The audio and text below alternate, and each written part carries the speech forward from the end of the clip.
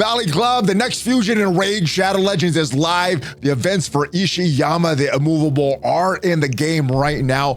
Are they worth it for you? They're coming up over the next few weeks. We got the full schedule, and we are going to discuss what you need to do to get this character, whether you should wait, whether you should push for this, and we're talking about all of that in this video. And if you're ready to see if ISHIYAMA is for you, or if you're going to wait for the next one, then you know what to do, Valley Club. Find that like button, and let's go smash it. And welcome back to the ValleyFlyin Raid channel. I'm ValleyFlyin, and I hope you're having an excellent day. And yeah, the next fusion is live in Raid Shadow Legends. The first couple events for ISHIYAMA, the immovable, are in the game right now. We're going to talk about the full schedule, what you need to do, and whether or not maybe you should skip this one, hold all your shards for this one. And if you do get some value from this video, hit that like button, hit the subscribe button, ring the notification bell so you know as soon as a brand new video goes up. At least 6 pieces of Raid Shadow Legends content every single week on this channel. Without further ado, let's jump into the game so we can check out all this news on ISHIYAMA, the immovable. There's a bunch of events and tournaments as usual.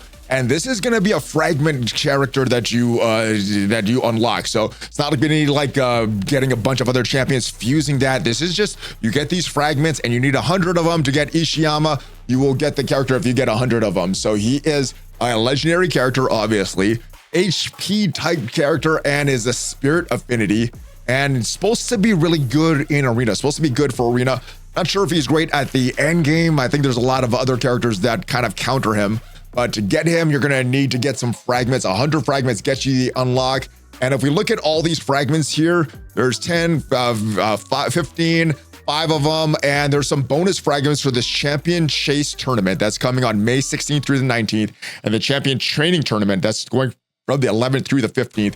That's going to be 10 extra fragments of those. So in total, they say that you can get a total up to 130 champion fragments if you are on the top of the leaderboard. And again, all you need to get the unlock is 100. So there's a 30 extra of them somewhere. The 10 here, I'm not going to count that because I do think that both of these you need to get on the leaderboard. But if we just add up all the rest of these, 110 shards, so you could miss 5 somewhere as long as you're getting the rest of them. So if you maybe you don't have a lot of these shards for the summon rush event, maybe you can have enough that you get 5 but not the full 15. Well, if you miss out on 10 of these here, as long as you're getting the rest of these, I think you could still get this character, this unlock. So going on right now, we have a champion training event. We're going to go into that in a little bit, and the dragon tournament, which I've been waiting for, because usually during these dragon tournaments or dragon events, you're getting a higher rate of speed gear, and speed gear is something that I need for my clan boss. So really happy that I can spend a lot of energy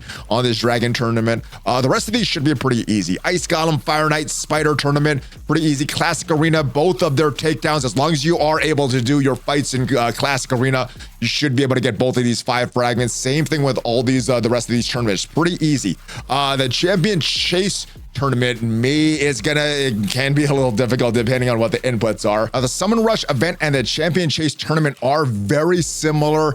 You're going to need to just acquire a lot of characters. So the way the Summon Rush works, you get points per shard you open regardless of what you get. So you know, it's usually about 500 points for a Sacred Shard, 120 points for a Void Shard, 20 points for an Ancient Shard, and 1 point for a Mystery Shard.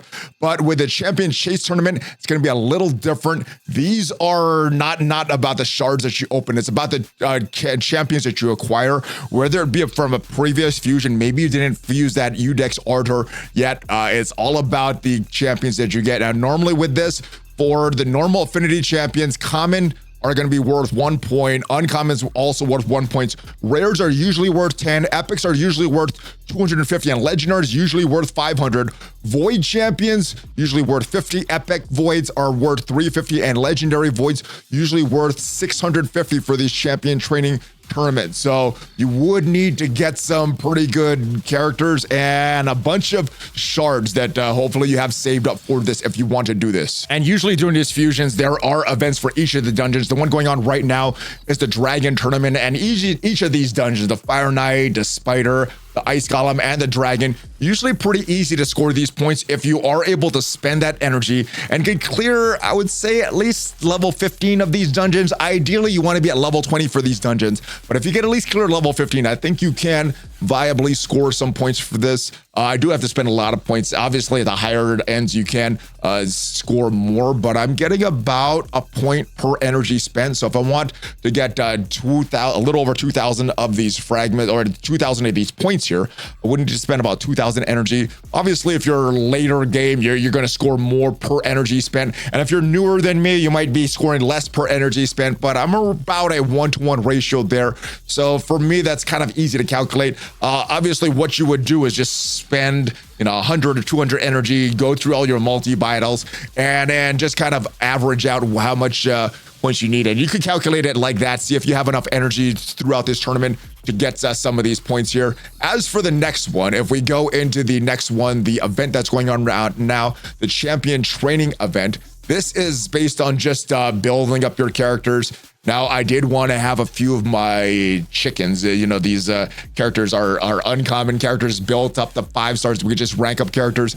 Unfortunately, I got caught up in the Udex Ardor fusion event, not that fusion event, but his Titan event that spent a little more chickens than I wanted to. And yeah, but it's all based on the levels. So each time you upgrade 1 level for a character, you're getting some points, more points if they have higher stars than them, less points if they have lower stars. And each time you rank them up, so from 5 to 6, you're going to get 300 points. From 4 to 5, 100 points, and so on and so on. So just ranking up these characters, using campaign energy to build up some of your common and uncommon champions and building them up. And now that ISHIYAMA, the immovable, is in the game, I do want to take a look at his kit again. And yeah, he looks really, really good. The details on this character, the balls that he's swinging around, the chain that he has, all his armor, the detail on his armor looks really nice. The scars all over his face. But before we get to his kit, I do want to remind you guys, if you don't want to do all this grinding for a legendary character, you get a legendary character right off the bat if you start a brand new account. And obviously, if you're starting a brand new account, use the QR code up there or use my link to start a brand new raid account, because if you do that, you're going to get 4 epic characters for free. Uugo, one of the best support champions, one of the best epic support champions. You're going to get that on day 1. Level 25, which will also reach on day 1, you're going to get Tagoar, really great champion. Fayne, you're going to get Fayne at level 45, which is a great champion that you could use in the clan boss. And Mausoleum Mage, you're going to get Mausoleum Mage at level 50. Now, the code you could use, I would recommend getting Sun Wukong. I think he's a great legendary champion. There's some other characters that you can get, Green Ward, Rurak, Alice, a few other characters. You can check out the link down below to see who you could get. But let's talk about ISHIYAMA, the character that I am pushing for right now. Very strong skill, and they said the strong character, they said he's supposed to be an arena character. However, I think at the late game, there's a lot of other characters that do better things, and some of the sets like Stone Skin and stuff like that just make it really hard for him to do some of his moves. Let's start with his A3. I think you're starting with his A3. Attacks 1 enemy, ignoring 25% of the target's defense. Will ignore 50% of the target's defense instead if the target is under 2 or more debuffs. Place a block damage buff on this champion for 2 turns if this attack kills an enemy. His damage is based on HP. Obviously, he's the HP champion, so you want more and more HP on him to increase the damage. Cooldown goes to a 3-turn cooldown with when it's fully booked. The A2 is a AoE attack. Attacks all enemies. 75% chance of placing a fear debuff. 25% decreased crit damage debuff, 30% decreased crit rate debuff on all enemies for 2 turns. These debuffs cannot be resisted by enemies who are already under 2 or more debuffs.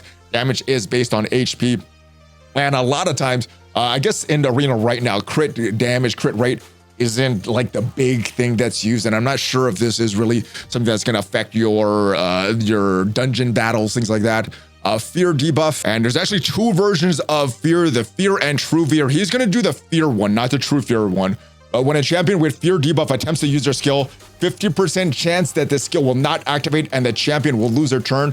When a champion with true debuff attempts to use a skill, 50% chance will not activate, the champion will lose a turn. The skill they attempted will go on cooldown. So that's the big difference between fear and true fear. 50% chance it's not going to go, and they're going to lose a turn. But with true fear, which is not what ISHIYAMA has, the skill will go on cooldown there.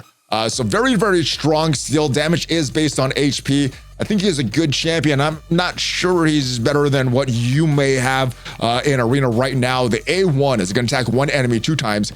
Each hit transfers a random debuff from this champion to the target. this champion is under any debuffs when attacked, he counterattacks with this skill, and then he's going to place that debuffs on the enemies as well. So I guess that is a pretty good move there. The damage goes up when you fully book this. The passive, whenever enemy resists the debuff attempt from this champion, the next debuff placed by this champion cannot be resisted. And the only debuffs he's really placing are from the special. And I guess if he has some debuffs on himself, he's trying to place them on the enemy with his A1. No debuffs on the enemies for the A3 as well. He places buff on himself, but no debuffs on the enemies. Whenever they resist that debuff from this champion, the next debuff placed by this champion cannot be resisted. So kind of a weird thing, because if you do his special, then it gets resisted. Then the next time he does his special, then it won't get resisted. So kind of a weird tournament. I'm not sure how valuable that's going to be in Arena. Each debuff placed by this champion increases their max HP by 3%, stacks up at 30%. This is really good. Every time he plays a debuff, he gets more health. And of course, he is an HP-based champion, so the more health he has, the more damage he's doing as well. The aura, more HP in all battles by 28%, which will affect ISHIYAMA's damage there, but I'm not sure if you want to use an HP aura in Arena. Whenever I see something that's not speed, I'm like, oh yes, there's a win, as long as they're within a little bit of my power level. So I'm not sure if you want to use this in Arena. So I'm going to shoot for this guy. I think he's going to help more in faction wars than Arena, but maybe if you're a new player and didn't get some of those login bonuses, and maybe you pulled something good and don't want to start a brand new account, maybe this guy will help you in Arena. So let me know if you are going for ISHIYAMA. Some of these events look pretty easy. The only one that you may want to save up for the next fusion is this Summon Rush event and this Champion Training event. Also, maybe this Artifact Enhancement event as well, because that can be a lot of silver that you need to spend for all this stuff. But if you have this stuff, let me know if you're going for ISHIYAMA. I'm gonna go for him just because I think these events are fun, and hopefully it doesn't screw me for the next one. A lot of people are predicting, because we had two not as appealing champions for the fusions, that the next one would be good. So let me know what you are gonna do. Like I said, I'm going for it. Hopefully you got some value from this video, and hopefully it helps you decide either way what you're gonna do. If you did get some value from this video, leave it a like, check me out on social media, and check out some of the other videos on this channel. I'll see you guys next time. Have a great rest of your day. Hulk fist bump, ValleyFlyin out.